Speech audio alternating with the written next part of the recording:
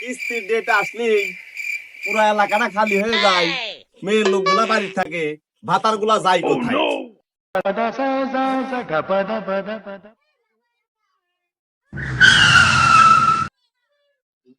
শালা পুঙ্গা শালা কিস্তি আলা সময় পেল না, রাস্তাঘাটে দেখা। ও ভাই, আমি কি তোমার ভাসুর হই? আমাদের মুখটা অতি ঘুরাইলে কিসের জন্য? ও ভাই, কিছু মনে করেন না, কিছু সমস্যার মধ্যে আছি তো, 4-5 দিন পরে দিয়ে দেবেন কিস্তি। বিগত 10-12 দিন ধরে একই কথা শুনতেছি। বাজার তো ভালাই কইছে, গোল্ডেন টাঙ্গাই শাড়ি বাজার সাথে পেয়েছি, কিস্তি বই শোধ করে দিবানি, বুঝি নাই?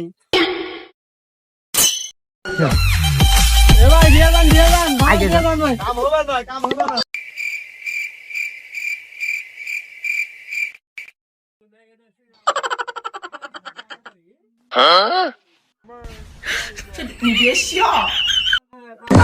ভাইছো তুমি কিস্তির টাকাতে গরু কিনলেন, কিস্তি দেওয়ার খবর নাই, এই গরুর প্রতি কি আর ভাগ নাই? এর জন্য তো ঘাস দিতাছি, বুঝলেন নাই চাচা? তুমি তো জানোই তোমার চাষি কদিন যাবত অসুস্থ, একটু যাই জামালার মধ্যে আছি, 4-5 দিন পরে কিস্তি দিয়ে দেবে নে। সি সি চাচা, এক পা কবরে আর এক পা উপরে, তো সাজিয়ে গুছিয়ে মিছা কথা কিভাবে বললা? কিস্তি দিলে দিবা, না দিলে আমি গরু লিয়ে যাবো। সরো দেখি চাচা। আরে বাচ্চা গরু দিয়ে যাও বাচ্চা, আমরা কিস্তি দিয়ে দেবো নি বাচ্চা, গরুটা দিয়ে যাও।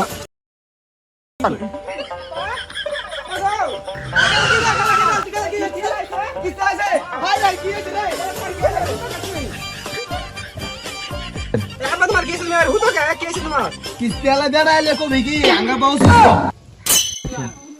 মেলা বাড়ি কিস্তি বাদে গেলাম, কেউ আর কিস্তি দিল না, নানান ধরনের অজুহাত দেয়। দেখি চাচার বাড়ি যাই, এই চাচা কোন অজুহাত চা দেয়?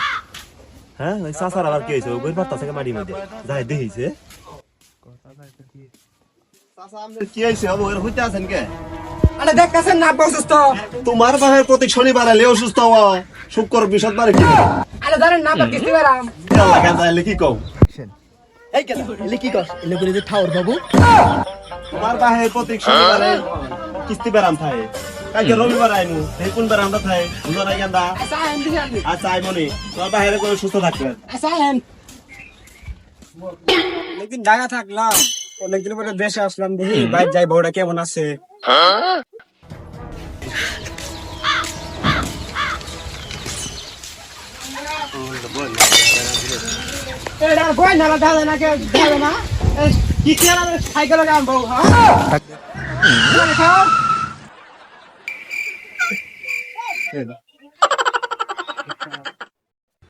কি হয়েছে? চিল্লাও কে? তোমার মাথাত কি খাই জানি উঠছে? পিছনে ডাকতেছ? আমার বউটা তুমি কই যাও? তোমার বইরে নিয়ে যাবো না? 6 মাস আগে কিস্তি দিলে ঢাকা চলে গেছ, তোমার বইয়ের প্রত্যেক মাসে মাসে বাড়ি দেখে যা লাগে। এর জন্য আমি তোমার বই নিয়ে যাইতেছি গা, প্রতি সপ্তাহে তোমার বইয়ের বাতি দেখতে পারি, বুঝো নাই? তুমি থাকো, আমি চললাম।